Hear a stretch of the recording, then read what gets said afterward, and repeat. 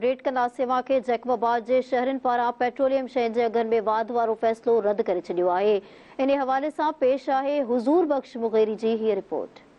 नाज़रीन, वफ़ाक़ी सरकार पारां पहिरियों तेल जी क़ीमतुनि में हाणे निगरान हुकूमत पारां भी 17 रुपया 50 पैसो वाध कयो आहे। इन हवाले सां अचो हिते जेके टैक्सी ड्राइवर आहिनि उन्हनि सां ॻाल्हि ॿोल कंदासीं ऐं हिते जेके शहरी आहिनि शहरियुनि सां ॻाल्हि ॿोल कंदासीं। वधीक उन्हनि जो छा चवणु छा चवंदासीं, वधि में वधि असां ख़ुदकशी कंदासीं। ख़ुदकशी खां सवाइ असांजे लाइ कुझु बि न आहे। रोज़ ब रोज़ महांगाई, रोज़ ब रोज़ पेट्रोल महांगो थिए थो। हिते असां कोई पुछा करणु अचे थो त असां उनखे किरायो ॿुधायूं था तो भॻो थो वञे। असां छा करूं, मजबूर आहियूं। साईं, असां हुकूमत खे इहो ई चवंदासीं त ग़रीब आवाम जे मथां बार बार पेट्रोल जो बम किरायो वञे।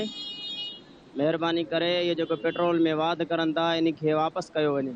महिरबानी करे असां हुकूमत खे चऊं था इहो पंहिंजे जेका इज़ाफ़ा टैक्स अथनि इहा ख़तमु कई वञे। परेशानी आहे साईं, 254 रुपयो हुयो पेट्रोल, कुझु न कुझु असांजी रोज़ी थिए पई। वरी उन खां पोइ 275 रुपयो थियो, पोइ बि कमु हले पियो। जेको हाणे वरी राति पेट्रोल चढ़ियो आहे, एॾी परेशानी आहे जे असां मथे में सूर पइजी वियो आहे। असांजी गुज़ारिश आहे वज़ीर आज़म, वज़ीर आला, निगरान हुकूमत खे त ताकि पेट्रोल खे घटि कयो, रिलीफ मिले असांखे। जेको अचे थो वज़ीर आज़म, वज़ीर आला, ॿियो कुझु बि न पेट्रोल चाढ़ियो। असां ग़रीब माण्हू टैक्सी ड्राइवर काॾे वञूं? असां सां एॾो ज़ुल्म। असां हिते 500 रुपया ॾियाड़ी जे लाइ परेशान वेठा आहियूं।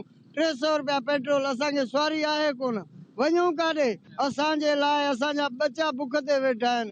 ख़ुदा असांजे लाइ कुझु रहम कयो बाबा। जी नाज़रीन, हिते जेके टैक्सी ड्राइवर हुआ उन्हनि जा वीचार तव्हां ॿुधा ऐं हिते जेके शहरी हुआ हुननि सां ॻाल्हि ॿोल कईसीं। हिननि मुतालबो कयो आहे ख़ुदा जेके तेल जो क़ीमत आहिनि उहो घटि कयो वञे ऐं जेके महांगाई आहे उहो घटि कयो वञे, जीअं असां ग़रीब मिसकीन ऐं हितां जा जेके टैक्सी ड्राइवर ऐं शहरी जेके सुख जो साह खणूं।